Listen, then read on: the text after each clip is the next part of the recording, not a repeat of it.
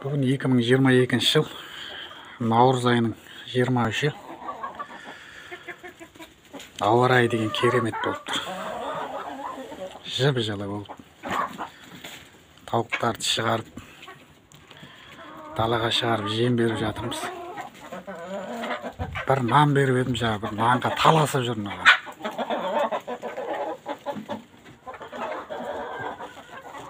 Таласпай бөліп жең.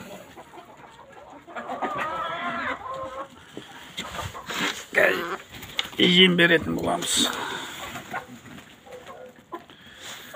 Аш болып қалыпты.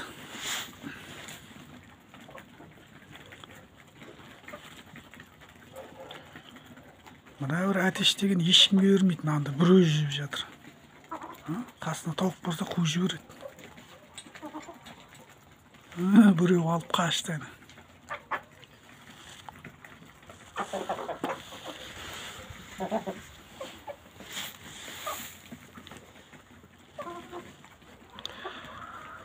Міне жемді осылай береміз таңертең.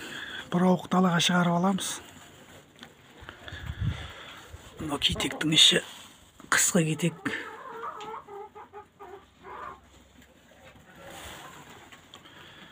Мына даладан тас жейді, өзіне керек витаминдерді жеп алады.